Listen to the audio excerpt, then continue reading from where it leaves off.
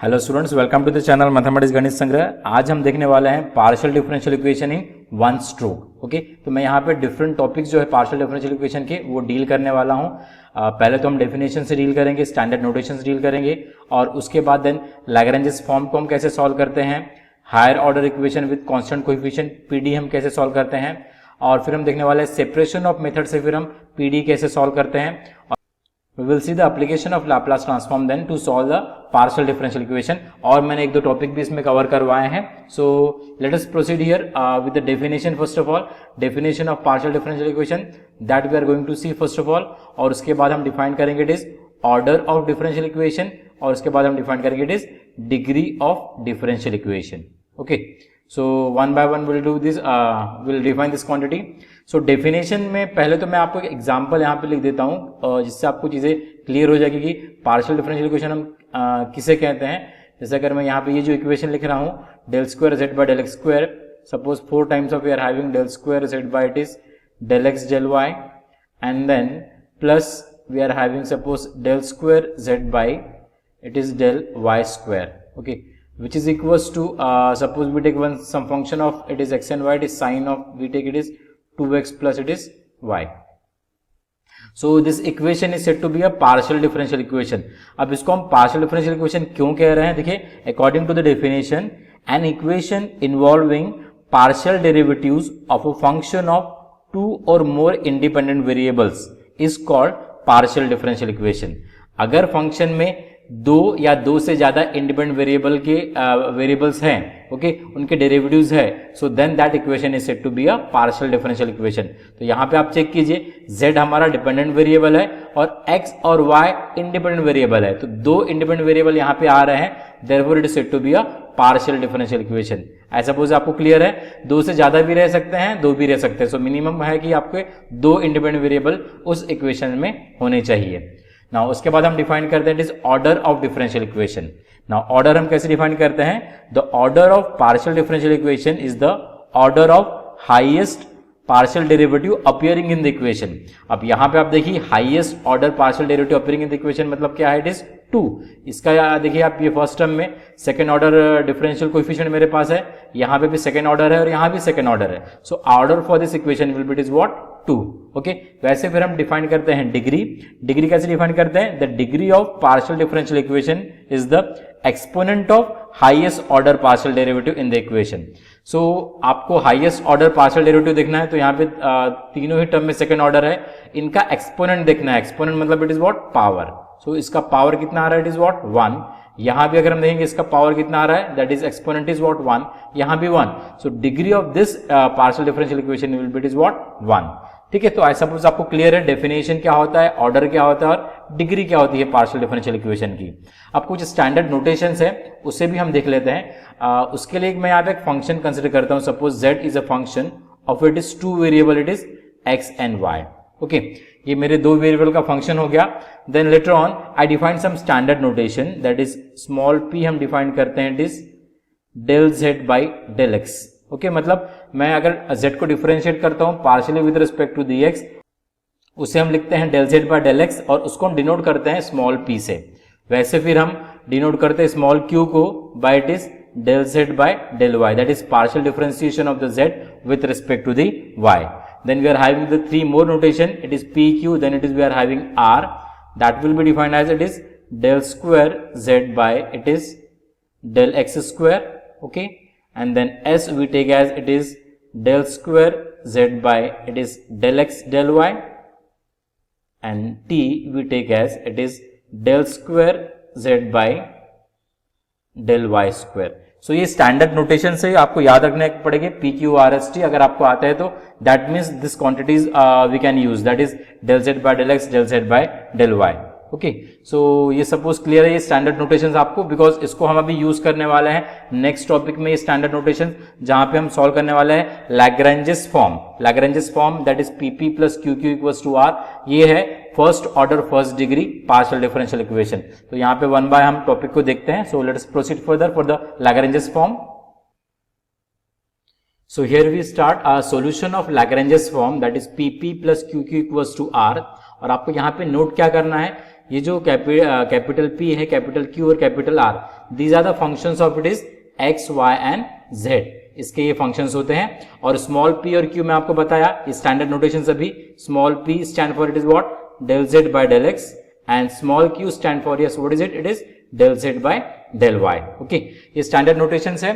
सो हम इसका सोल्यूशन निकाल रहे हैं, मतलब solution will be given by, इसका स्टैंडर्ड सोल्यूशन होता है that is given by phi of u comma v equals to 0, okay, where u is also a function of it is x y z, जो हम निकालते हैं equated to some constant a, and v is also a function of it is what, x y z, and which is equated to some constant, suppose it is b.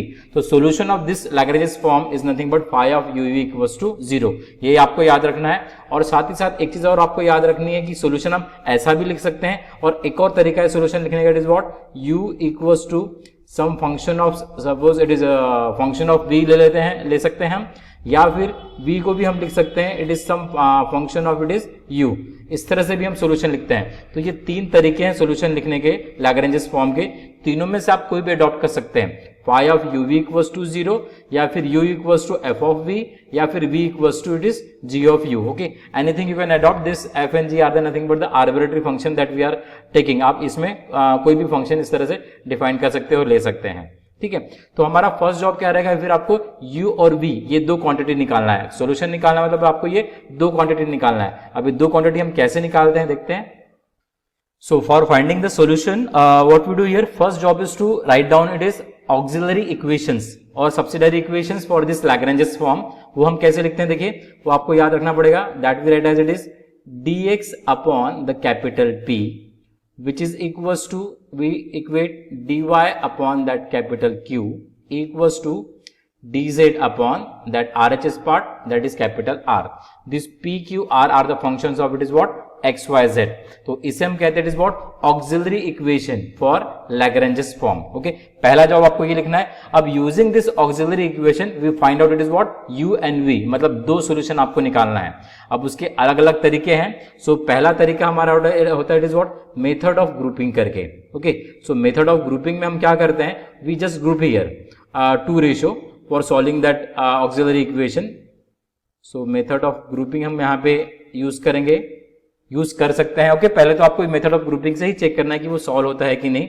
So method of grouping में हम क्या करते हैं, कोई भी दो ratio को हम यहाँ पे ग्रुप करेंगे। जैसे अगर मैं इक्वेट कर सकता हूँ इट इज पहले दो रेशियो को भी, okay, that is dx by p and it is dy by q, या अदरवाइज मैं ग्रुप कर सकता हूँ नेक्स्ट टू रेशियो को, that is dy by q equals to dz by r, या फिर मैं ग्रुप कर सकता हूं तीसरा मेरे पास ऑप्शन है दैट इज फर्स्ट रेशियो को भी मैं ग्रुप कर सकता हूं, किसके साथ बताइए, it is with the third ratio. Okay, so अगर हम ग्रुप कर रहे हैं तो उसके अंदर आपको बस एक चीज याद रखनी है। क्या याद रखना है कि अगर मैंने जैसे फर्स्ट टू को ग्रुप किया हुआ है तो ऊपर में देखिए dx और dy है, सो नीचे में भी जो p और q है वो फंक्शंस ऑफ x और y ही होने चाहिए। ओके, अब ये क्यों होने चाहिए, बिकॉज हमको इंटीग्रेशन परफॉर्म करना पड़ता है यहाँ पे। अगर p और q functions of x y नहीं रहेंगे, अगर उसमें z भी आता है, so integration will not be possible, because मेरे पास डिफरेंशियल कोएफिशिएंट कौन से हैं, dx और dy, तो मैं x और y से ही इंटीग्रेट करूंगा, तो उसमें z का टर्म नहीं चाहिए मुझे। ओके, वैसे अगर मैं देखता हूं dy by q और dz by r, अगर मुझे इसको सॉल्व करना है तो मुझे q और r फंक्शंस ऑफ सिर्फ y और z होने चाहिए, बिकॉज तभी इंटीग्रेशन पॉसिबल हो सकता है। Okay, it is not necessary कि इंटीग्रेशन पॉसिबल भी हो भी सकता है और नहीं भी हो सकता है, बस हमको ग्रुप करके देखना है कि इंटीग्रेशन पॉसिबल हो रहा है या नहीं हो रहा है। वैसे ही फिर हम फर्स्ट और थर्ड रेशियो को भी ले सकते हैं, जिसमें p और r हमारे फंक्शंस ऑफ x और z ही होने चाहिए, so that integration will be possible. ठीक है, तो इस तरह से हम मेथड ऑफ ग्रुपिंग अप्लाई करते हैं। बट कभी कभी क्या होता है कि मेथड ऑफ ग्रुपिंग हमारी काम नहीं आती है, तो हम फिर नेक्स्ट मेथड की तरफ मूव करते हैं, क्योंकि ग्रुपिंग से अगर सोल्यूशन नहीं आया तो हम नेक्स्ट मेथड की तरफ जाएंगे, या अदरवाइज एक सोल्यूशन तो भी हम मेथड ऑफ ग्रुपिंग से निकालने की कोशिश करते हैं। अगर समझो मेथड ऑफ ग्रुपिंग से सॉल्व नहीं हो रहा है तो हम मेथड ऑफ मल्टीप्लायर यहां पे यूज करेंगे। ओके, अब मेथड ऑफ मल्टीप्लायर क्या होता है, आपको यहां पे non zero set of multiplier use करने पड़ेंगे। अब वो non zero set of multiplier कैसे होते हैं, उसको हम ले सकते हैं, इट इज LMN, ये मैंने नोट एक जनरलाइज तरीके से ले लिया हूं। LMN are the non zero multiplier. अब नॉन जीरो मतलब इसमें एटलीस्ट हमारी दो क्वांटिटी तो भी नॉन जीरो होनी चाहिए, okay, that is non zero multiplier, इतना आपको याद रखना है। और मल्टीप्लायर अगर हम ये लेते हैं तो हम क्या करते हैं, ये जो हर एक रेशो हमारे पास दिख रहा है, ओके, तो हर एक रेशो को मैं इक्वेट कर सकता हूं एक नए रेशो से जो हम एलिमेंट से बनाएंगे। अब वो कैसे हम बनाएंगे, देखिए ये जो है मैंने तीनों रेशो यहां पे अभी लिख दिए, which will be equated to, मैं एल से मल्टीप्लाई करूंगा dx को, ये हो जाएगा एल dx, मैं m से मल्टीप्लाई करूंगा dy को, this will be the m dy plus it is n dz and upon this will be, we are having again l m और n आपको नीचे में मल्टीप्लाई करना है, so it is what lp plus mq plus it is nr, ये मेरे पास आ गया, ठीक है। तो देखिए ये नया रेशो अब मेरे पास फॉर्म हुआ है। अब मेथड ऑफ ग्रुपिंग से तो ये सॉल्व नहीं हो रहा था, इसलिए मैंने फिर मेथड ऑफ मल्टीप्लायर अप्लाई किया। अब मैं पहले रेशो को ये चौथे रेशो के साथ इक्वेट कर सकता हूं, या otherwise I can equate the second with the fourth या फिर third with the fourth, okay. इस तरह से इक्वेट करके फिर हम सॉल्यूशन निकाल सकते हैं अगर आता है सॉल्यूशन तो, ओके। तो इस तरह से आपको मेथड ऑफ मल्टीप्लायर यूज करना है। अब मल्टीप्लायर हम कैसे चूज करते हैं, उसके दो तरीके हैं। दो तरीके कैसे होते हैं, आपको मल्टीप्लायर एक बार ऐसा चूज करना है कि आपका जो डिनोमिनेटर है उसका वैल्यू जीरो हो जाए। अगर वो जीरो हो जाता है, so I can take that zero here to the any ratio, I can multiply, so that मुझे सिर्फ l d x plus M d Y plus n d z मिलेगा, ओके। और उसको मैं इजीली इंटीग्रेट कर सकता हूं। ये पहला तरीका हो गया। और सेकंड तरीका आपको इस तरह से चूज करना है मल्टीप्लायर, सो दैट कि अगर आप कोई भी एक रेशो के साथ इसको इक्वेट करते हैं तो वो इंटीग्रेबल फॉर्म के अंदर आए। इंटीग्रेबल मतलब उसका इंटीग्रेशन पॉसिबल हो। तो इस तरह से हम दो तरीके से मल्टीप्लायर चूज करते हैं। एक तो आपका डिनोमिनेटर जीरो आ जाना चाहिए तो इंटीग्रेशन बहुत इजी हो जाता है, या अदरवाइज आपको इस तरह से रेशो फॉर्म करना है कि कोई भी एक रेशो के साथ इक्वेट करे तो वो इंटीग्रेबल फॉर्म में आ जाए। क्लियर। तो मैं आपको बताता हूं कि मल्टीप्लायर वैसे मैक्सिमम टाइम कौन से यूज होते हैं, ओके। जनरली तो मल्टीप्लायर ये मैक्सिमम एग्जांपल में बता रहा हूं 1 1 1 यूज होता है, ओके। उसके बाद एक्स वाई जेड, ये तो बहुत फेमस मल्टीप्लायर है, मतलब वेरिएबल भी रह सकते हैं मल्टीप्लायर। और उसके बाद 1 by X 1 by Y 1 by Z भी मल्टीप्लायर यूज होता है। और उसके बाद फिर कुछ एग्जाम्पल में 1 by X square 1 by Y square 1 by Z square multiplier use होते हैं। तो ऐसे अलग अलग मल्टीप्लायर है, मैंने वैसे एग्जाम्पल लिए हुए हैं वीडियोज में, आप देख सकते हैं। एक्स वाई जीरो कहीं पे यूज किया हुआ है, x माइनस वाई जीरो इस तरह से यूज किया हुआ है। सो अकॉर्डिंग टू जो example we have to decide कि हमको मल्टीप्लायर क्या चूज करना है, ओके। तो वो प्रैक्टिस से आता है, आपको प्रैक्टिस करना पड़ेगा। अब तीसरा मेथड एक और होता है कि जैसे मानो मेरे पास ग्रुपिंग से एक सोल्यूशन आ गया, ओके।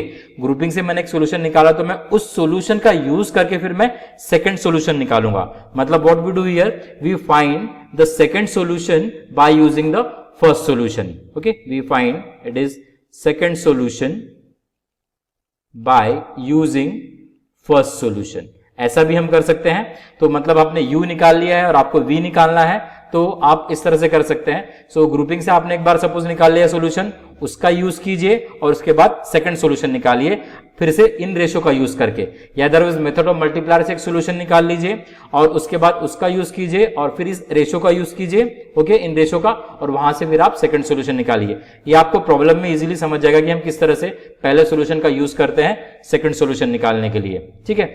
आई सपोज आपको क्लियर है। और कुछ चीजें मैं आपको और यहाँ पे थोड़ा सा एलॉबरेट कर देता हूं, वो चीजें आपको याद रखनी पड़ेगी, बिकॉज जब हम एग्जाम्पल सॉल्व करते हैं तो उन चीजों का यूज होता है और उसको हमको रिड्यूस करना पड़ता है फिर उस इक्वेशन को। सो हम कैसे करते हैं, will see here.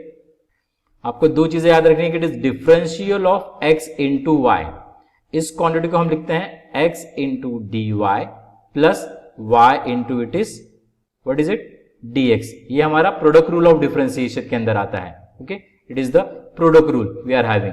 First function derivative of second plus second derivative of first, तो x dy plus y dx अगर आता है तो हम उसको इसमें कन्वर्ट कर देंगे डिफरेंशियल ऑफ x y में, और बाद में इंटीग्रेट कर देंगे तो ये जो डिफरेंशियल ऑपरेटर है वो हट जाएगा, हमें सिर्फ मिलेगा it is what x y।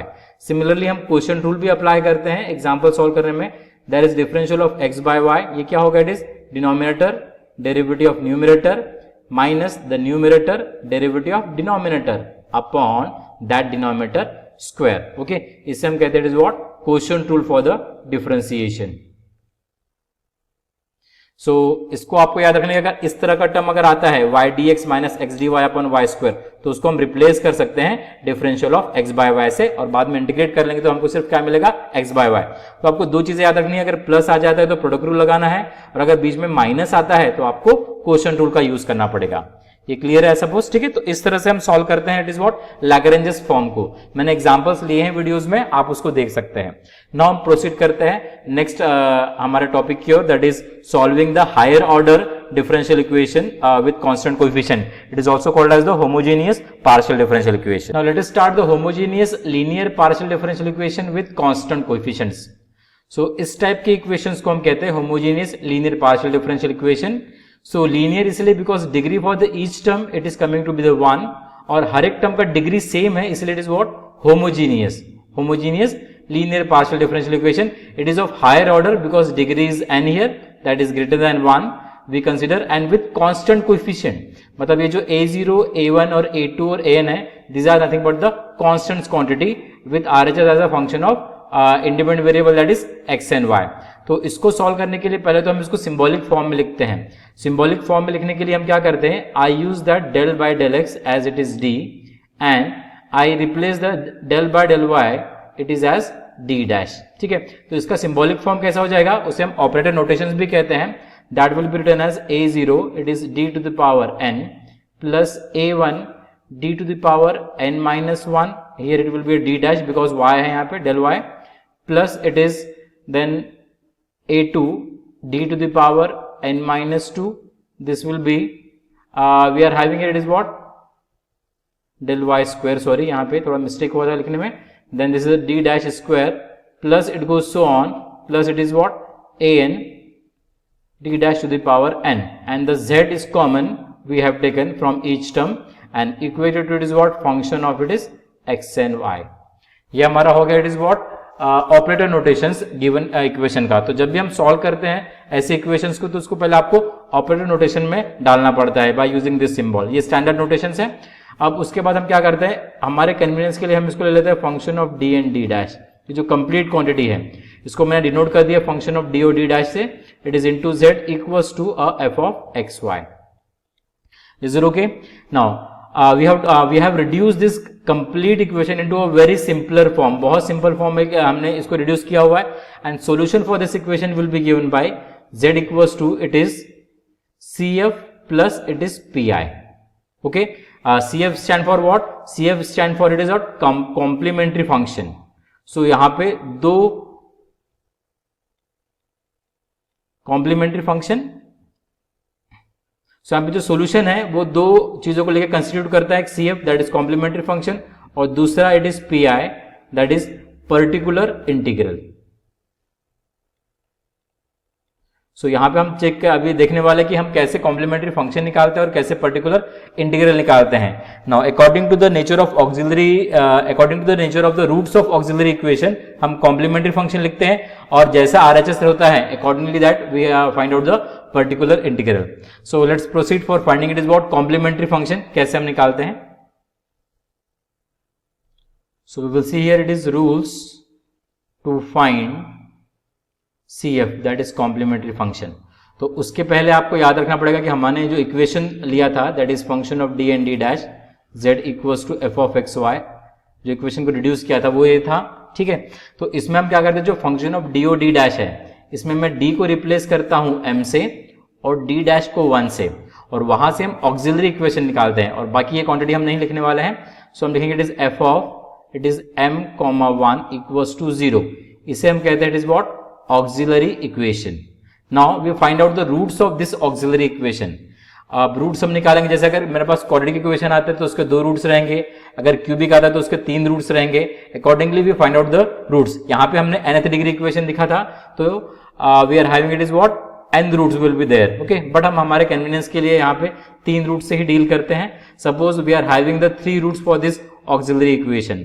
So there are 3 cases, then वो 3 केसेस हमको डील करना है कि पहला केस की जब मेरे पास अगर रूट्स रहते हैं दैट इज m1, m2 और m3, ये तीनों अनइक्वल रूट है और साथ ही साथ क्या है, इट इज रियल रूट है, तब हम कॉम्प्लीमेंट्री फंक्शन कैसे लिखते हैं, that is CF that will be given bye phi1 of y plus m1x plus it is phi 2 of y plus m2x plus it is phi 3 of y plus m3x. Okay, तो मुझे 3 arbitrary function लेने पड़ेंगे, phi 1, phi 2, phi 3, और roots मेरे पास है m1, m2, m3, इसलिए मैंने लिखा y plus m1x, then y plus m2x, then y plus m3x. यहाँ पे क्लियर है चीज. और सेकेंड केस हमारा आता है कि when the roots are it is real and equal. Okay, तो उसको हम देखते हैं. So when the roots we are it is real and equal, second case that we are seeing here, suppose we are having the two roots are equal, m1 and m2 are the roots, suppose they are equal, और उसको हम suppose लेते हैं it is m. okay, that time the complementary function is given by phi 1 of it is y plus mx, और दूसरे root के लिए फिर हम लिखेंगे it is x मल्टीप्लाई कर देंगे हम सेकेंड आर्बिट्रेटरी फंक्शन के साथ, और अगेन हम लिखेंगे y plus it is what mx. तो जब भी रूट्स इक्वल आते हैं तो आपको क्या करना है कि एक आर्बिट्रेटरी फंक्शन को x से मल्टीप्लाई कर देना है. आप phi 1 को भी कर सकते हैं, phi 2 को भी कर सकते हैं, दैट डिपेंड्स. ठीक है, ये तो पहला केस हुआ कि जब दो रूट्स इक्वल है. अगर सपोज मेरे पास 3 रूट्स इक्वल आते हैं, ठीक है, m1, m2 and m3 are equal roots suppose, and we say it is what m, और ये जो हम डील कर रहे हैं रियल रूट से ही डील कर रहे हैं यहाँ पे. Okay, roots are real in both the cases, imaginary भी रहे तो कोई फर्क नहीं पड़ता है वैसे. Complementary function will be given by phi 1 of then it is y plus mx plus x multiply करेंगे हम एक फंक्शन को, then phi 2 of y plus again mx. देखिए यहाँ पे 3 रूट्स इक्वल है, तो तीसरा हम जो लेंगे term that will be contain x square multiply two it is what phi 3 of y plus mx. तो आपको ये चीज अभी थोड़ा सा समझ में आ गई होगी. अगर 2 रूट्स इक्वल है तो हम x लेते हैं, ओके, और अगर 3 रूट्स इक्वल है तो हम x और x स्क्वायर लेते हैं. अगर 4 रूट्स इक्वल रहेंगे तो क्या आएगा, फिर x आएगा, x स्क्वायर आएगा और x टू द पावर 3 भी आएगा. ओके, तो वो आपको नोट करना है. देन वैसे करस्पॉन्डिंगली आपको फिर आर्बिट्रेटरी फंक्शन के साथ x को मल्टीप्लाई करते जाना है. ठीक है, ये हो गया हमारा सेकंड केस. और थर्ड केस हमारा रहता है कि जब रूट्स हमारे इट इज इमेजिनरी रहते हैं, और इमेजिनरी रूट्स आपको पता है कि हमेशा पेयर में आते हैं. सपोज मेरे पास m1 और m2 है, वो इमेजिनरी रूट्स है alpha plus minus i beta. Alpha हमारा हो जाएगा रियल पार्ट, ओके, और बीटा बीटा को हम कहते हैं it is what imaginary part, imaginary part of the root. तो इसमें भी हमको कौन सा रूल फॉलो करना है जो हमने कॉम्प्लीमेंट्री फंक्शन निकालते समय देखा था, that is when the roots are it is real and it is unequal. वही आपको यहाँ पे फॉलो करना पड़ेगा. एक रूट मेरे पास अल्फा प्लस आई बीटा, एक है अल्फा माइनस आई बीटा. तो कॉम्प्लीमेंट्री फंक्शन हम लिखेंगे phi 1 of y plus it is m1x plus phi 2 of it is y plus it is m2x. तो m1 आप अल्फा प्लस आई बीटा डाल सकते हैं और m2 आप alpha minus i beta. Okay, अगर तीसरा रूट से मेरे पास अगर रियल है सपोज, तो मैं उसके लिए plus phi 3 of y plus m3x लिख सकता हूं. सपोज अगर मैं लेता हूं let m3 is real root. Okay, अगर मैंने ये लिखा तो I can add one more term here that is phi 3 of y plus m3x. तो ये 3 केसेस आपको यहाँ पे याद रखने पड़ेंगे कि हम किस तरह से यूज करते हैं ये 3 केसेस को. When the roots are it is real and unequal, when the roots are it is real and equal, and when the roots are it is imaginary. Okay, तो मैं कुछ थोड़ा सा एग्जांपल्स भी आपको बता देता हूं इसके ऊपर कि तो आपको क्लियर हो जाएगा कि हम किस तरह से सॉल्व कर रहे हैं इसको. ओके, हम यहाँ पे CF निकाल रहे हैं. तो सपोज अगर मैं पहला एग्जांपल लेता हूं, अगर मेरे पास रूट्स है it is suppose I am having the root it is 2,2. तो बताइए कॉम्प्लीमेंट्री फंक्शन कैसा आएगा. रूट्स हमारे पास रियल भी है और इक्वल भी है, तो इसको लिखेंगे हम phi 1 of y plus 2x plus x multiply किया, phi 2 of it is y plus 2x. Okay, similarly अगर सपोज मेरे पास अगर मैं लेता हूं रूट्स मेरे पास इट इज -2 और -3. रूट रियल है ये. CF कैसा हो जाएगा, एक और रूट ले लो, सपोज इट इज व्हाट 1. तो this will be phi 1 of y minus 2x, then plus phi 2 of minus 3 के लिए लिखा y minus 3x, then plus phi 3 of what is it बताइए y plus 1 into x आएगा. Is it okay. एक case हम imaginary वाला देख लेते हैं. सपोज मेरे पास रूट्स है m1 और m2, और वो रूट्स है इट इज 2 प्लस माइनस 3 आए. तो कॉम्प्लीमेंट्री फंक्शन हम कैसे लिख सकते हैं, phi 1 of y plus 2 plus 3i into x, then phi 2 of what is it बताइए y plus 2 minus 3i into it is what x. तो इस तरह से हम कॉम्प्लीमेंट्री फंक्शन निकालते हैं जब रूट्स इक्वल रहते हैं, अनइक्वल रहते हैं और इट इज व्हाट इमेजिनरी रहते हैं। तो now this is the about what complementary function. अब हम देखते हैं पर्टिकुलर इंटीग्रल कैसे निकाला जाए। Okay, so let us proceed further. Now we will find out here it is particular integral. So particular integral का पहले तो फॉर्मूला आपको याद रखना पड़ेगा कि वो फॉर्मूला क्या है, वो फॉर्मूले को हम यूज करने वाले हैं। फिर इक्वेशन हमारा क्या था, देखो higher order equation, that is function of D and D dash into Z equals to F of x Y. इसका यूज करके हम पी आई लिखते हैं and that P I is given by it is 1 upon function of D and D dash, मतलब इसको हम denominator में लिखते हैं function of D and D dash को। ओके, और इसको फिर मल्टीप्लाई करते हैं एफ ऑफ एक्स वाई से। ओके, सो और then we have to evaluate this one. Okay, ये ऑपरेटर फिर जो हमारे पास है 1 upon function of D D dash, इसको हम ऑपरेट करते हैं एफ ऑफ एक्स वाई के ऊपर and then we will find out it is what particular integral. अब इसके डिफरेंट डिफरेंट केसेस होते हैं। जैसे अगर मैं पहले केस से डील करता हूं तो पहले केस में अब डिफरेंट केसेस किसके ऊपर रहते हैं, ये फंक्शन ऑफ एक्स वाई जो है इसके ऊपर डिपेंड रहते हैं। फंक्शन ऑफ एक्स वाई अगर सपोज मेरे पास एक्सपोनेंशियल फंक्शन है that is A x plus B y, so इस समय देखो पी आई क्या रहेंगे हमारा, P I will be given by 1 upon function of it is d and d dash e raised to the power ax plus by। अब हम क्या करते हैं, this is very simple case, मैं ये जो d है इसको रिप्लेस कर देता हूं कोएफिशिएंट ऑफ x मतलब a से, और d डैश को मैं रिप्लेस करता हूं कोएफिशिएंट ऑफ y मतलब इट इज b से टू गेट द pi। सो हो जाएगा 1 upon function of it is what a comma it is b e raised to the power ax plus by and provided आपका denominator zero नहीं होना चाहिए, because अगर denominator आपका zero रहता है so it is not defined quantity. Okay, अगर मैं 1/0 लिखता हूं so which is not defined quantity, so that will be not the P I. So ये प्रोवाइडेड है कि denominator should not be equals to zero. एकदम सिंपल केस था, exponential d को रिप्लेस कर देना ए से, डी डैश को बी से। अब देखिए कभी कभी क्या होता है कि डिनोमिनेटर जीरो आ जाता है, तो डिनोमिनेटर अगर जीरो आता है तो उस समय हमको पी आई कैसे निकालना है, आपको एक्स से मल्टीप्लाई करना है लेफ्ट साइड में, और बाद में ये जो डिनोमिनेटर है हमारे पास, डिनोमिनेटर क्या है हमारे पास 1 upon function of D D dash, इसको आप डी से डिफरेंशिएट करेंगे, दैट इज पार्शियली डिफरेंशिएट करेंगे function of D and D dash. अगर हम पार्शियली डिफरेंशिएट कर रहे तो डी डैश हमारा कांस्टेंट रहेगा और यहाँ पे एज इट इज रहेगा e to the power ax plus by। Okay, and same thing will do, we will replace the d by it is what a and d dash को हम replace करेंगे it is what by b। इस तरह से आपको फिर वो proceed करते जाना है। ओके, और अगर मानो फिर से डिनोमिनेटर अगर हमारा जीरो आता है, फिर से आपको क्या करना है, x से मल्टीप्लाई करेंगे तो ये हो जाएगा x स्क्वायर, और बाद में जो भी हमारे पास डिफरेंशिएट करने के बाद डिनोमिनेटर आया था उसको हम दोबारा डिफरेंशिएट करेंगे with respect to the d, और फिर d को रिप्लेस करेंगे a से और d डैश को b से। ऐसा आपको करते जाना है जब तक हमारा डिनोमिनेटर नॉन जीरो क्वांटिटी नहीं आता है। ठीक है, this is the very simple case, that is first case when the f of x y is what, it is a exponential case. Now moving for the next case. So here consider the second case, whenever we are having a function of xy as a sine function or maybe a cos function. हम ले लेते हैं suppose sin of ax plus by मेरे पास है, या otherwise हमारे पास cos of ax plus by रह सकता है। Okay, so how we find out the P I, then P I का तो फॉर्मूला वही रहेगा, that is P I equals to it is 1 upon that function of D and D dash मेरे पास रहेगा and that we are operating और it is what sine of A x plus B Y या फिर cos of A x plus B Y. Okay, so दोनों में से एक टर्म रहेगा, और इसमें हम क्या करते हैं, जो डिनोमिनेटर होता है डिनोमिनेटर को मैं कन्वर्ट करता हूं it is function of D square में, डी डी डैश में और डी डैश स्क्वायर में अगर वो नहीं है तो। ओके, जनरली तो रहता है, अगर नहीं रहा तो we just convert it into this function of D square D dash and D dash square, और यहां पे आएगा sine of A x plus B Y या फिर it is what cos of A x plus it is B Y.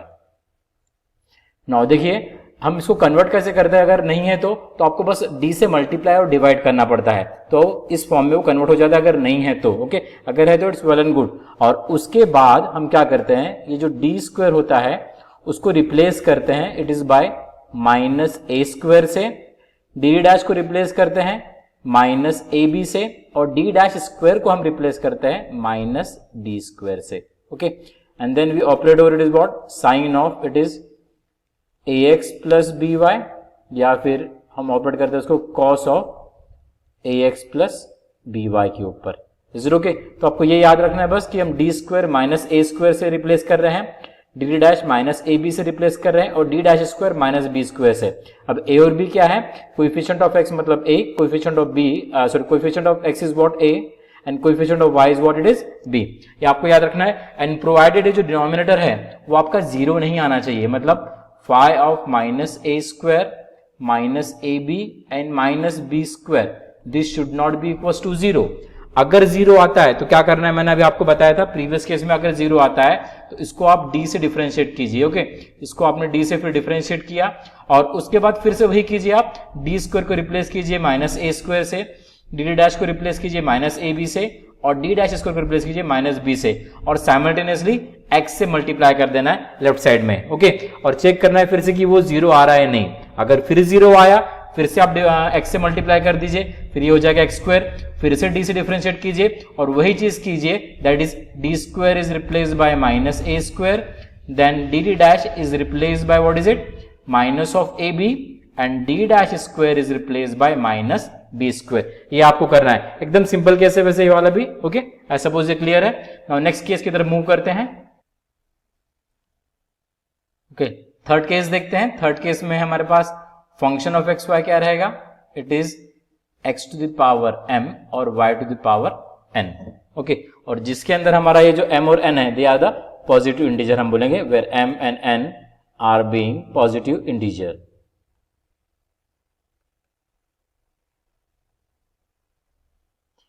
और उसके बाद P I का फॉर्मूला आपको पता है, P I is given by it is 1 upon function of d and it is what, d dash, और यहां पे आएगा x to the power m और y to the power n।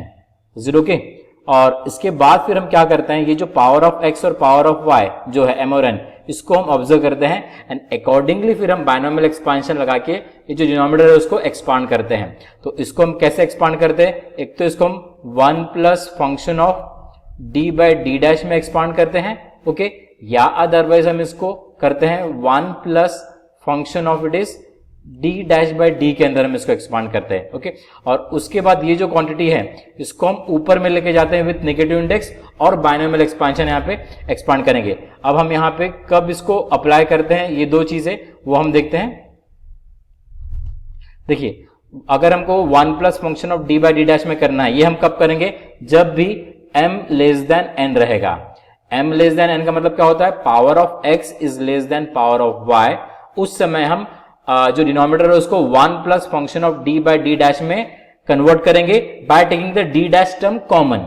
Okay, ये चीज करेंगे, और इसको हम 1 plus function of d dash by D में कब करेंगे, when ever we are having the n less than m। अब n लेस देन m मतलब it is what, power of y is less than power of x। तो उस समय हम d square के या फिर जो d का टर्म है उसको, हाईएस्ट ऑर्डर डेरिवेटिव का जो d का टर्म है उसको बाहर निकालेंगे और फिर 1 plus function of d dash by D में उसको कन्वर्ट करेंगे, बाद में ऊपर लेके जाएंगे और बाद में इसमें बायनोमियल एक्सपांशन वाला फॉर्मूला अप्लाई करेंगे और बाद में हर एक टर्म को हम ऑपरेट करेंगे ये x to the power m और y to the power n के ऊपर। अब यहाँ पे आपको एक चीज ऑब्जर्व करना है कि यहाँ पे हमारी केस फेल नहीं हो रही है। ओके, बिकॉज डिनोमिनेटर में हमको यहाँ पे जीरो मिलता ही नहीं है, बिकॉज हम क्वांटिटी ऊपर में ले जाके बायनोमियल एक्सपांशन का यूज करके एक्सपांड करते हैं।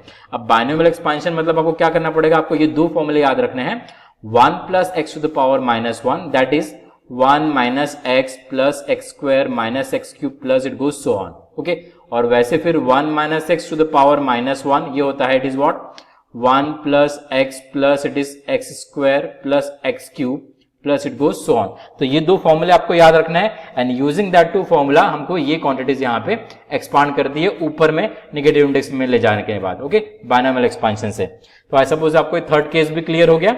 Now we are moving to the fourth case. Okay, fourth case में हम क्या करते हैं, फोर्थ केस में हमारे पास function of x y, suppose हम ले लेते हैं it is function of A x plus B y.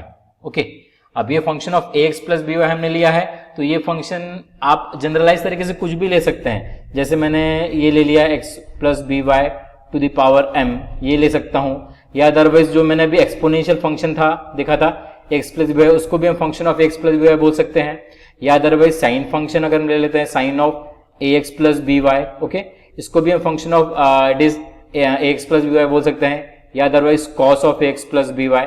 तो इस टाइप के जो भी फंक्शन है हमारे पास, function of ax plus B y, इसको हम इससे सॉल्व कर सकते हैं। मतलब एक्सपोनेंशियल के केस और साइन कॉस वाले भी केस हम इस केस से सॉल्व कर सकते हैं, फोर्थ केस से। सो देखते हैं इसको हम कैसे सॉल्व करते हैं। P I will be given by it is what 1 upon function of it is what D and D dash, और यहां पे हम इसको ऑपरेट कर रहे हैं किसके ऊपर, function of ax plus B Y के ऊपर। ठीक है, तो यहां पे हम क्या करते हैं, सिंपल है, ये जो d है इसको हम रिप्लेस कर देंगे कोएफिशिएंट ऑफ x मतलब a से। सो मैं यहाँ पे d को रिप्लेस कर रहा हूं कोएफिशिएंट ऑफ x मतलब a से, और d डैश को रिप्लेस करेंगे कोएफिशिएंट ऑफ y मतलब इट इज b से। ओके, और यहाँ आपको इंटीग्रेशन करना है साइमल्टेनियसली। मैं इंटीग्रेशन कितने बार करूंगा यहाँ पे, okay, ax plus B Y को भी हम रिप्लेस कर देंगे कोई अदर वेरिएबल से, और मैं इंटीग्रेशन यहाँ पे n टाइम्स करूंगा। अभी n क्या है, n is the order of a differential equation, और मैंने v लिया हूं यहाँ पे what ax plus it is B Y. Okay, एक सिंपल सा केस है ये, d को रिप्लेस कर देना है a से, d डैश को रिप्लेस कर देना है b से, और उसके बाद इंटीग्रेशन करना है n टाइम्स। अगर ऑर्डर 2 है तो आपको 2 टाइम्स इंटीग्रेशन करना पड़ेगा, अगर ऑर्डर 3 है तो आपको 3 टाइम्स इंटीग्रेशन करना पड़ेगा। ठीक है, ऐसा बोझे क्लियर है। एंड देखिए अगर केस यहाँ पे फेल होता है, केस फेल मतलब क्या होता है, डिनोमिनेटर अगर 0 आता है तो आपको d से डिफरेंशिएट करना है, x से मल्टीप्लाई करना है, और सेम चीज करना है, फिर से d को रिप्लेस कर देना है a से, d डैश को रिप्लेस कर देना है b से, जो भी क्वांटिटी हमारे पास डिनोमिनेटर में आती है। ओके, और इंटीग्रेशन फिर कितने बार करना है आपको, एक बार कम करना पड़ेगा इंटीग्रेशन, बिकॉज जब हम डिफरेंशिएट करते हैं तो ऑर्डर क्या होता है, एक से लेस हो जाता है, इसलिए फिर हम इंटीग्रेशन एक बार कम करेंगे, मतलब n-1 टाइम करेंगे। जैसे अगर पहले ऑर्डर 3 था तो हमने 3 बार इंटीग्रेशन किया था, बट अगर हमारा केस फेल हुआ तो हमने डिफरेंशिएट किया जिससे ऑर्डर एक से लेस हुआ, तो इसलिए फिर हम फिर एक बार कम इंटीग्रेशन करेंगे, मतलब 2 बार करेंगे। इस तरह से जब भी आपका अगर केस फेल होता है तो आपको याद रखना है कि प्रीवियस स्टेप से एक बार इंटीग्रेशन फिर कम करना पड़ता है। ठीक है, वैसे केसेस तो वैसे बहुत कम आते हैं इसके अंदर। सो ये सपोज क्लियर है। चौथा केस भी आपको जब पी आई फाइंड आउट करने का। नाउ नेक्स्ट केस की तरफ मूव करते हैं, केस नंबर 5। केस नंबर 5 हम सपोज लेते हैं जनरल केस यहाँ पे। अब जनरल केस मतलब देखिए हमारा अगर पी आई जो है हम फाइंड आउट नहीं कर पा रहे हैं पिछले केसेस से, मतलब एक्सपोनेंशियल हो गया, साइन कॉस वाला हो गया, x to the power m y to the power n वाला हो गया, और साथ ही साथ function of x plus B Y. अगर इससे सॉल्व नहीं हो रहा है तो then we go to this what, general case. So general case में आपको बस एक याद रखना पड़ता है कि जब भी हम पी आई फाइंड आउट करते हैं, पी आई हम निकालते हैं 1 upon it is function of D dash, और यहां पे हमारे पास रहेगा RHS part that is function of x Y. Okay, इसमें आपको क्या करना पड़ता है कि ये जो डिनोमिनेटर होता है उसको आपको ब्रेक करना पड़ता है लीनियर फैक्टर में। जैसे अगर मैंने कर दिया d minus M D dash के अंदर, ओके, और एक सपोज कर दिया it is what d plus M D dash के अंदर। ये मैंने सपोज सेकेंड ऑर्डर का था तो मेरे पास 2 फैक्टर्स आएंगे, थर्ड ऑर्डर रहेगा तो इट इज 3 फैक्टर्स आएंगे यहाँ पे लीनियर फैक्टर। तो आपको जॉब का क्या करना है, इसको लीनियर फैक्टर में कन्वर्ट करना है। अब लीनियर फैक्टर में कन्वर्ट करने के बाद देन आपको 1 बाय 1 ये जो हमारे पास ऑपरेटर है 1 upon D plus M D dash और 1 minus D M D dash, ये हम एफ ऑफ एक्स वाई पे अप्लाई करेंगे। अब कैसे अप्लाई करते हैं, उसका स्टैंडर्ड फॉर्मूला है, बस उतना याद रखना है आपको। अगर मैं d plus M D dash को अप्लाई कर रहा हूं, it is suppose function of it is what x Y के ऊपर। ओके, इसका फॉर्मूला कैसे बताया, it is integration f of x as it is रहेगा, y को मैं रिप्लेस करूंगा it is what by it is c plus M x से। Okay, and with respect to the x हम इंटीग्रेट कर देंगे, और y मेरा रहेगा it is what c plus M X. इसको मैं इंटीग्रेट कर दूंगा और फिर लास्ट में दोबारा we will replace the value of c by it is what y minus M X. ठीक है, और अगर वही मेरे पास फैक्टर रहता है it is what d minus M D dash वाला, अगर ये फैक्टर है और इसे मैं अप्लाई कर रहा हूं फंक्शन ऑफ एक्स वाई के ऊपर, तो इसका फॉर्मूला बनेगा it is integration of F of X comma Y को रिप्लेस करेंगे, फिर से हम y को करेंगे अभी हम यहाँ पे c माइनस एम एक्स से। ओके, बिकॉज हमारे पास d minus M D dash है तो इसको c माइनस एम एक्स से करेंगे रिप्लेस y को, और into it is what dx। तो यहाँ पे हम y को मेंशन कर देते हैं we are taking as c minus M x, and after doing the integration with respect to the x, because ये completely in terms of x हो जाएगा। ओके, और लास्ट में फिर आपको फिर c का वैल्यू रिप्लेस कर देना है किससे, c will be it is what then y plus M X. तो इस तरह से आपको जनरल केस अप्लाई करनी पड़ती है। जनरल केस में बस आपको डिनोमिनेटर को लीनियर फैक्टर में फैक्टराइज करना पड़ता है, और 1 बाय 1 हम बाय यूजिंग दिस 2 फॉर्मूला हम अप्लाई करते हैं ये operator over this function of x Y जो हमको मिलता है। ठीक है। Now moving for the one more last case that is 6 case. वैसे बहुत रेयरली क्वेश्चन पूछते हैं इसके ऊपर, बट तो भी हम देख लेते हैं 6 केस पीआई का क्या है। Okay, let's look at the case number 6। उस समय हम एफ ऑफ एक्स वाई ले सकते हैं। It is what, exponential function रहेंगे हमारे पास, और साथ में it is multiplied to some function of x Y. अब ये कोई भी फंक्शन रह सकता है एक्स और वाई के अंदर, ओके, और उसको एक्सपोनेंशियल फंक्शन मल्टीप्लाइड है। अगर आप पहले केस में और इस केस में अगर कंपेयर करेंगे तो पहले केस में सिर्फ एक्सपोनेंशियल फंक्शन था, वहां पे कोई function of x Y multiplied नहीं था, तो एकदम वो सिंपल था, ओके, जिसमें हम डी को रिप्लेस कर देते ए से और डी डैश को बी से, and we get the answer for the PI. But यहाँ पे आपको वैसा नहीं करना है, ओके। यहाँ पे हम पीआई कैसे निकालेंगे, 1 अपॉन हमने लिखा it is function of D and D dash as it is, और फिर ये क्वांटिटी आएंगे, it is what, a raise to the power a x plus B y, it is multiplied to a function of x Y, okay. अब हम यहाँ पे क्या करते हैं, ये जो a raise to the power x plus B y है, इस क्वांटिटी को मैं लेफ्ट में लेके जाता हूँ, ओके, और साइमल्टेनियसली डी को रिप्लेस करता हूँ डी प्लस ए से, ए कोएफिशिएंट ऑफ एक्स है, और डी डैश को रिप्लेस करता हूँ it is d dash plus b से, b is the coefficient of y here, okay. तो इसको हमने ले लिया यहाँ पे a raise to the power a x plus B y left side में, और उसके बाद फंक्शन ऑफ डी, और डी डैश में डी को रिप्लेस किया डी प्लस ए से, और डी डैश को रिप्लेस किया डी डैश प्लस बी से, ओके। अकॉर्डिंगली ए और बी माइनस और प्लस हो सकते हैं, ओके, दैट डिपेंड्स, और बाद में फंक्शन ऑफ एक्स वाई यहाँ पे लगाए। अब ये क्वांटिटी हो, हम जो डिनोमिनेटर है इसको हम थोड़ा सिंप्लीफाई कर देंगे, और उसके बाद जो प्रीवियस केसेस हमने अभी तक देखे हैं पीआई के 1 to 5 जनरल केस तक, ओके, उसमें से आप फिर कोई भी अप्लाई कीजिए और यहां से फिर पीआई निकालिए। It is simple. आपको बस एक चीज यहां पे याद रखनी है, क्या याद रखनी है कि हम एक्सपोनेंशियल फंक्शन को लेफ्ट में लेके जाते हैं, ओके, और बाद में डी को रिप्लेस कर देते हैं डी प्लस ए से, और डी डैश को रिप्लेस करते हैं डी डैश प्लस बी से, और इसको सिंप्लीफाई कर देते हैं, और उसके बाद प्रीवियस केस अप्लाई करते हैं to get the PI, okay. It is very simple case. ये 6 केसेस आपको याद रखनी है पर्टिकुलर इंटीग्रल निकालने के लिए, ओके, और जो मैंने 3 केसेस बताई है कॉम्प्लीमेंट्री फंक्शन के लिए। सो सॉल्यूशन आपका जो रहता है लास्ट वाला, that will be always it is combination of it is what, CF plus PI, that is complementary function and particular integral. एक चीज आपको मैं और बताना चाहूंगा कि अगर मेरे पास फंक्शन ऑफ एक्स वाई जो आरएचएस पार्ट होता है इक्वेशन का, अगर वो 0 है, बिकॉज हमको पता है कि हम फंक्शन को कैसे लिखते हैं, function of D D dash, okay, multiplied to Z equals to F of x Y, और अगर ये एफ ऑफ एक्स वाई का वैल्यू 0 है, मतलब आरएचएस पार्ट अगर 0 है, तो उस समय हमारा सोल्यूशन क्या होता है, it is Z is equal to CF only, मतलब आपको पीआई निकालने की भी जरूरत नहीं पड़ती है। So complete solution will be given by that time, it is z equals to complementary function, अगर RHS part of the equation is what, 0, okay. ये बस आपको याद रखना है, अगर आरएचएस पार्ट 0 नहीं है, it is a function of x Y, तो आपको ये 6 केसेस अप्लाई करनी है, and then accordingly you have to find out the particular integral. I suppose clear हो गया ये आपको, homogeneous linear partial differential equation with constant coefficient कैसे हम सॉल्व करते हैं। नाउ मूव करते हैं हमारे नेक्स्ट टॉपिक की ओर। Let's start the topic that is method of separation of variables, okay. अब यहां पे हम क्या करते हैं, वेरिएबल को सेपरेट करने के बाद इंटीग्रेट करते हैं, और फिर पार्शियल डिफरेंशियल इक्वेशन का सॉल्यूशन निकालते हैं। सो यहाँ पे आप फर्स्ट ऑर्डर फर्स्ट डिग्री की इक्वेशन को भी सॉल्व कर सकते हैं, या अदरवाइज सेकंड ऑर्डर इक्वेशन को भी हम यहाँ पे सॉल्व कर सकते हैं। तो मैं आपको एक एग्जांपल लेके समझाता हूँ, बिकॉज एग्जांपल से आपको ये बहुत जल्दी क्लियर होगा मेथड क्या होता है, ओके। इसका जनरलाइज तरीके से हम इसको समझा नहीं सकते हैं। जैसे अगर मैंने एग्जाम्पल लिया, suppose del U by del X is equals to I am having 4 times of it is del U by it is del Y, और मेरे पास कंडीशन भी सपोज दी है, boundary condition u of 0, y is equals to 8 e raised to the power minus 3y। तो मैं आपको बस यहाँ पे कंसेप्ट समझाने वाला हूँ, ठीक है, will not solve the problems here. तो आपको क्या करना है यहाँ पे, देखिए पहले डिपेंडेंट और इंडिपेंडेंट वेरिएबल आइडेंटिफाई करने हैं। तो डिपेंडेंट वेरिएबल मतलब जो ऊपर वाला रहता है that is dependent, that is so u is dependent variable, और वो किस पे डिपेंडेंट है, it is on x and y, x and y are independent variable. ये आपने आइडेंटिफाई कर लिए। अब इसके बाद हम इसका सोल्यूशन लिखते हैं। अब यहाँ पे आपको ये फर्स्ट ऑर्डर इक्वेशन दिख रहा है, ओके।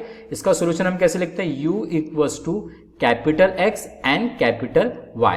ये हो गया हमारा solution for this differential equation, okay, where this small x and small y are the independent variable, इसलिए हमने सोल्यूशन लिखा u is equal to capital X into capital Y, where this capital X is a function of x only and this capital Y is a function of Y only.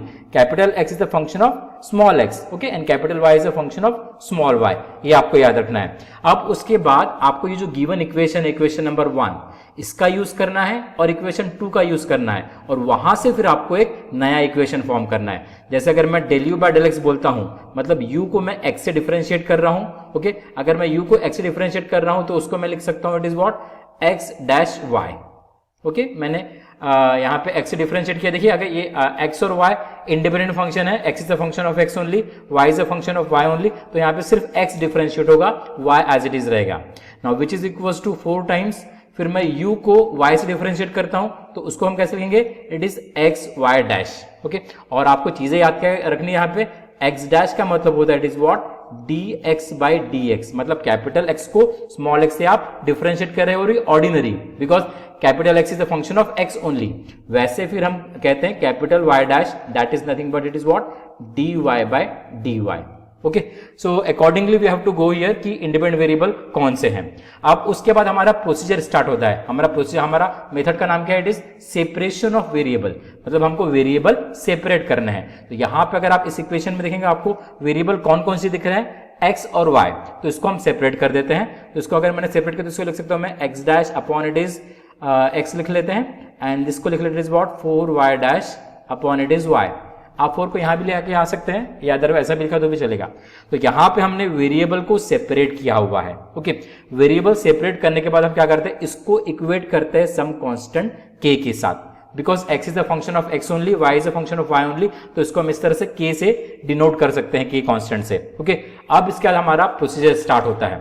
हमको solution निकालना है, मतलब क्या निकालना है, हमको x का value निकालना है और y का वैल्यू निकालना है, ओके. तो x का वैल्यू निकालने के लिए हम क्या करेंगे, ये जो पहला रेशियो है इसको k के साथ इक्वेट करेंगे. जैसे अगर मैंने यहां पे ले लिया it is what, x dash by x equals to k, और इसके बाद इसको हम सॉल्व करेंगे तो आपको यहां से मिल जाएगा x का वैल्यू, ओके. आप इसको सेपरेट करेंगे, फिर इसको x डैश को आप इस तरह से लिख सकते हैं, it is what, dx by dx, ये हो जाएगा it is what 1 by x equals to k.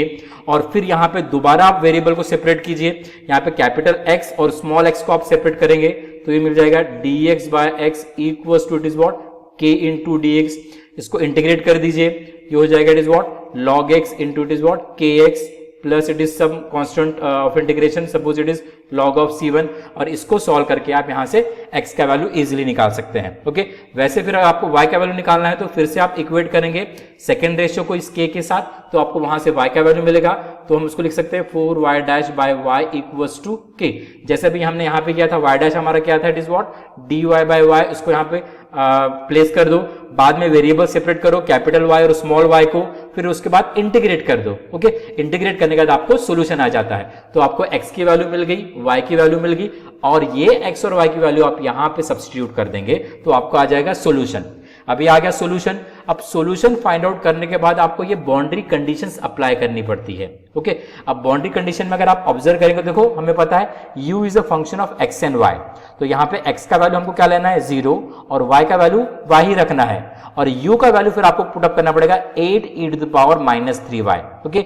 ये बाउंड्री कंडीशन यूज करेंगे आप, तो आपको फिर आर्बिट्रेरी कांस्टेंट जो हमको आते हैं, ओके, उसकी वैल्यू हम इसमें से इवैल्यूएट कर लेते हैं. आपको दो चीजें बस यहाँ पे याद रखनी पड़ेगी. वैसे तो सॉल्यूशन इसी तरह से निकाला जाता है हर एग्जांपल में, बस बाउंड्री कंडीशन थोड़ी चेंज हो सकती है. जैसे यहाँ पे आपको दिख रहा है बाउंड्री कंडीशन में सिर्फ एक टर्म है यहाँ पे, ओके. कभी कभी एक और टर्म दे दिया उसने, suppose e to the power -2y करके इस तरह से.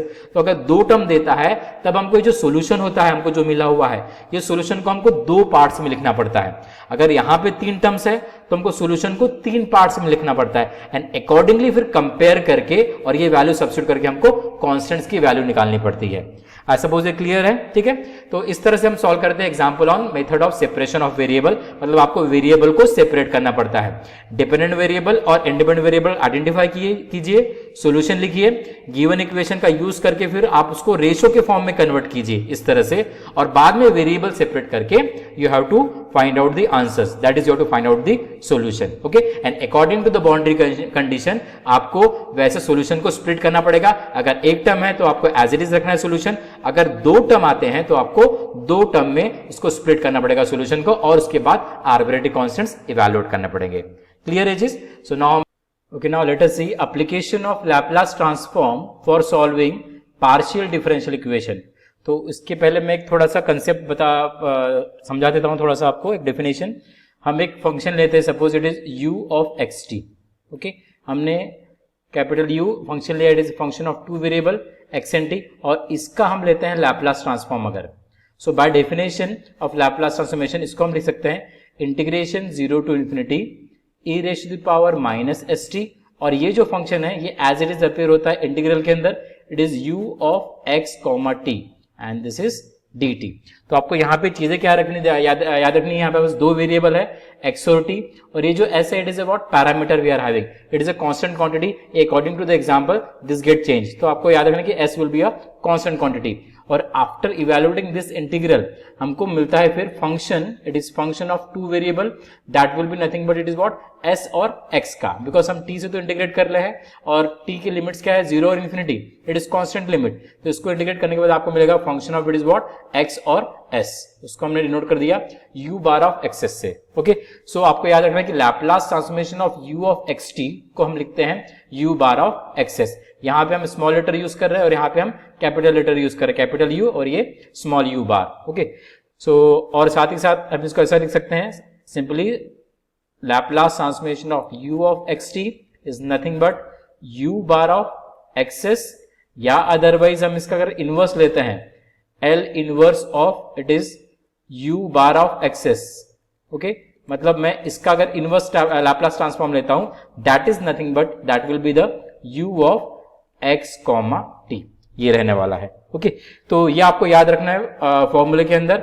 कभी कभी u यूज करते हैं, कभी कैपिटल Y यूज करते हैं, कभी कैपिटल X यूज करते हैं, so that depends actually on the particular example. तो वैसे हम यहाँ पे कैपिटल U लेके इसको लिखा हुआ है। नो फर्दर, अब आपको चार फॉर्मूले याद रखने पड़ेंगे इसके अंदर। चार कौन कौन से फॉर्मूले?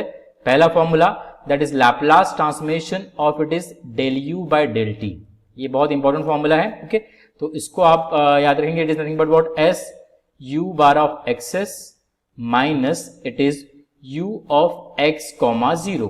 ओके, इसका मतलब क्या है? It is s u bar of x, को आप सिर्फ u बार ही लिख सकते हैं, दैट इज ऑल्सो करेक्ट। मतलब इस फॉर्मूले को मैं ऐसा भी लिख सकता हूं, it is s into u bar minus then u of x0। u of x0 मतलब it is what, u is a function of x and t, तो हम यहाँ पे t को पुट अप कर रहे हैं 0। So this is the Laplace transformation of del u by del t। So whenever we are having the term like del u by del t और उसका अगर लैपलास ले रहे हैं तो उसमें हम ये क्वांटिटी वहां पे लिख देंगे। ठीक है, उसके बाद सेकंड फॉर्मूला आपको कौन सा याद करना है? Laplace transformation of del u by del x। Okay, पहला वाला था with respect to the t partial differentiation, ये है with respect to the x। इसका फॉर्मूला होता है it is what, du bar by it is dx। Okay, it is very simple, del u by del x का Laplace transformation du bar by it is dx। ये ordinary differentiation है यहाँ पे देखिए, और ये पार्शियल डिफरेंशिएशन है। ये दो फॉर्मूले आपको याद रखने, ये दोनों फॉर्मूले हमने ये जो डेफिनेशन है इसका यूज किया है और उसके बाद फिर डिराइव किया हुआ है। ठीक है, और आपको फिर थर्ड फॉर्मूला भी कौन सा याद रखना है? It is Laplace transformation of, because second order की इक्वेशन भी हम सॉल्व करते हैं इससे, तो del square u by del t square, ये वाला फॉर्मूला याद रखिए। This will be given by it is what, s bar into u bar of x s, u bar of x s को आप u बार भी लिख सकते हैं, minus the quantity will be here then further s into u of x0। मतलब अगर आप देखेंगे यहाँ पे तो ये u ऑफ x0 सेम आ रहा है यहाँ पे, and then minus it is del by del t of u of x comma 0।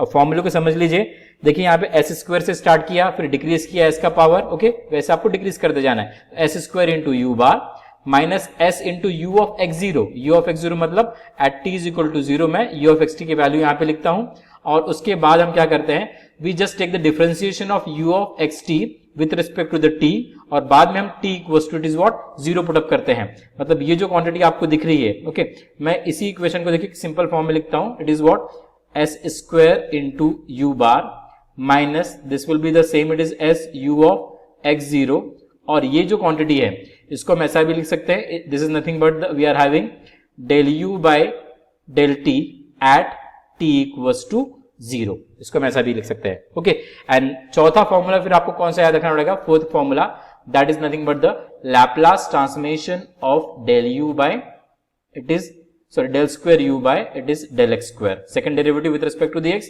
and this is nothing but it is very simple, d square u by it is dx square. Okay तो ये चार फॉर्मूले आपको याद रखने हैं, because ये चार फॉर्मूले का हम यूज करते हैं पार्शियल डिफरेंशियल इक्वेशन को सॉल्व करने के लिए लैपलास ट्रांसफॉर्मेशन टेक्निक से. एक तो फर्स्ट ऑर्डर के प्रॉब्लम हम सॉल्व कर सकते हैं या फिर हम सेकंड ऑर्डर के भी एग्जांपल यहाँ पे सॉल्व कर सकते हैं. अब इसको सॉल्व कैसे करते हैं, मैं आपको एक सिंपल सा एग्जांपल ले रहा हूं यहाँ पे, उससे मैं आपको समझाता हूं. Okay, here I take the example as suppose del u by it is del t, then plus x del u by del x. मैं एग्जांपल नहीं सॉल्व करूंगा, बस आपको कंसेप्ट बताऊंगा कि हम कैसे सॉल्व करते हैं. सिर्फ x ग्रेटर देन 0 दिया हुआ है, सपोज t ग्रेटर देन 0 दिया हुआ है, और कुछ बाउंड्री कंडीशन भी दी है. हम बाउंड्री वैल्यू प्रॉब्लम से इसमें सॉल्व करते हैं स्पेशली, वो आपको याद रखना है.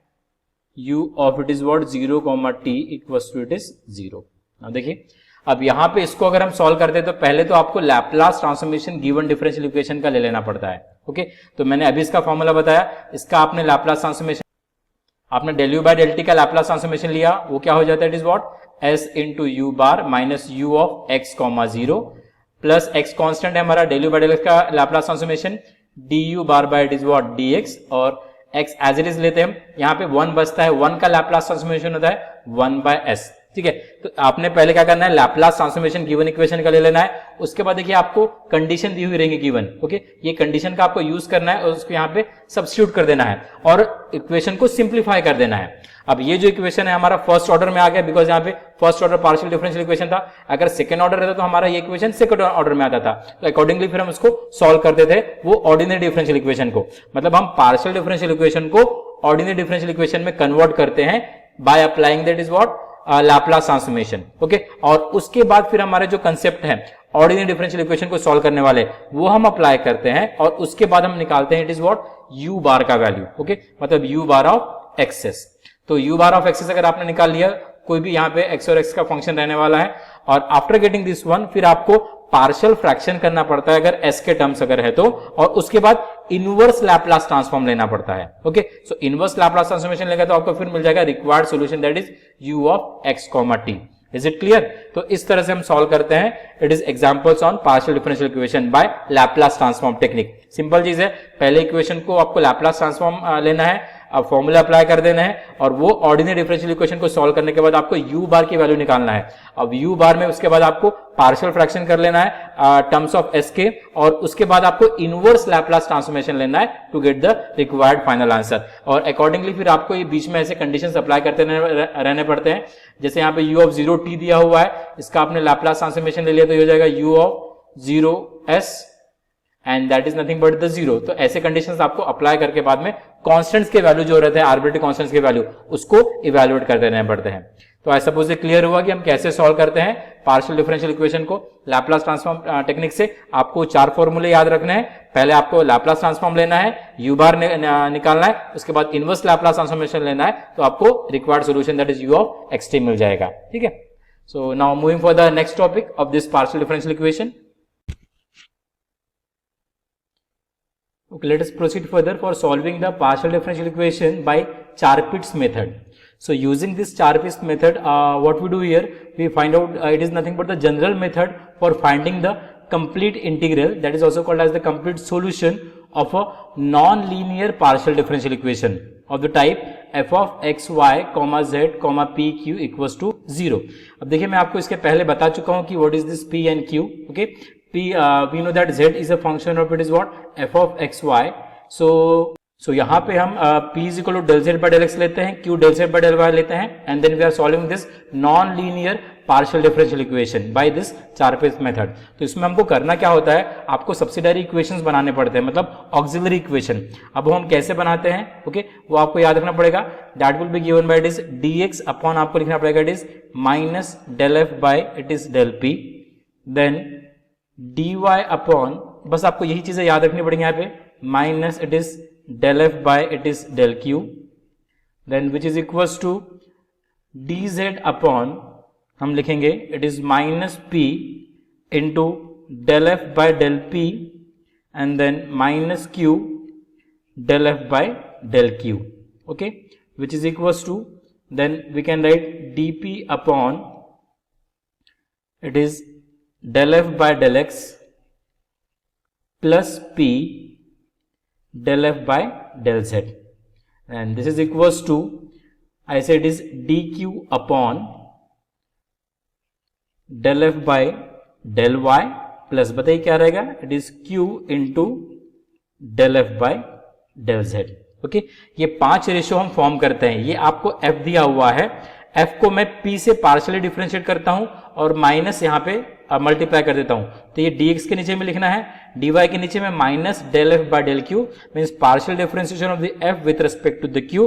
बाकी वेरिएबल हम ट्रीट करते हैं कांस्टेंट, फिर अगर मैं q से डिफरेंशिएट कर रहा हूं तो ये बाकी सब वेरिएबल हमारे कांस्टेंट रहेंगे। Okay, similarly then I differentiate the f with p से मल्टीप्लाई किया माइनस p से, then f with q minus q से मल्टीप्लाई किया यहाँ पे, एंड देन इनका एडिशन ले लिया, वो dz के नीचे रहेगा और dp के नीचे क्या रहेगा, del f by del x plus p into del f by del z, और dq के नीचे del f by del y plus q into del f by del z।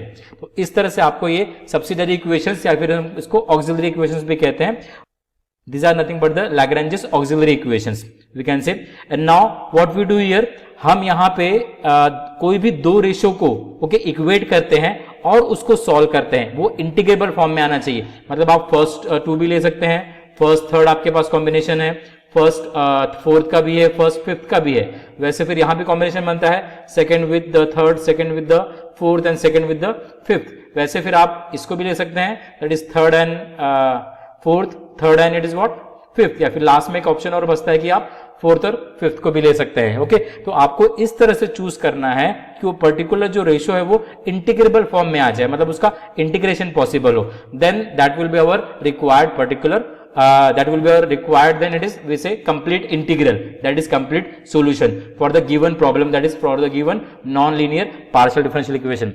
this is very simple thing। okay, ये 4 repeats method बहुत ही important method है, because it is a general method we are having to find out the complete integral of non-linear partial differential equation। okay, अगर equation इस type का है तो हम इसको सॉल्व कर सकते हैं bye using this subsidiary equations. इस तरह से आपको सब्सिडरी इक्वेशन लिखना पड़ेगा और कोई भी दो रेशियो को आपको फिर सॉल्व करके सॉल्यूशन निकालना पड़ेगा। I clear? तो मैंने यहाँ पे आपको पार्शियल डिफरेंशियल इक्वेशन में वैसे मेजर टॉपिक कवर करवा दिया है और उनके कंसेप्ट भी बता दिया हुआ है। जैसे पहले हमने स्टार्टिंग में डेफिनेशन देखा, उसके बाद फिर ऑर्डर क्या होता है, डिग्री क्या होता है, लैग्रेंजेस फॉर्म को हमने सॉल्व किया, बाद में higher order homogeneous differential equation देखा जिसमें CF और PI निकाला, सेपरेशन ऑफ वेरिएबल से भी हमने पार्शियल डिफरेंशियल इक्वेशन को सॉल्व किया, और उसके बाद लैपलास ट्रांसफॉर्म टेक्निक का भी यूज कैसे करते हैं हम पार्शियल डिफरेंशियल इक्वेशन को सॉल्व करने के लिए, वो देखा, और लास्ट में हमने एक जनरल मेथड देखा, 4 पिट्स मेथड, उससे भी हम पार्शियल डिफरेंशियल इक्वेशन सॉल्व कर सकते हैं। ये सब स्टैंडर्ड मेथड है जितने मैंने आपको बताया। इसके अलावा भी वैसे 2-4 और मेथड्स हैं, सो उसको मैं हमारे नेक्स्ट लेक्चर में या फिर नेक्स्ट वीडियो में से कवर करवा लूंगा मैं। तो ये आपका मैंने वैसे समअप करवा दिया हूं। सो अगर आपको कोई भी दिक्कत होगा तो आपको कमेंट बॉक्स में लिखना है। Okay, and at last I will say it is thank you very much for watching the video and please do subscribe the channel. और यहाँ पे लिंक भी दी हुई है, आप यहाँ पे लिंक पे जा सकते हैं, पार्शियल डिफरेंशियल इक्वेशन का प्लेलिस्ट दिया हुआ है, वहां पे अगर आपके करस्पॉन्डिंग वीडियोस है तो वो वीडियोस आप देख लीजिए, या फिर कुछ लेटेस्ट वीडियो भी मैंने यहाँ पे अपलोड किए हुए वो भी आप देख सकते हैं। So at last as it is thank you very much.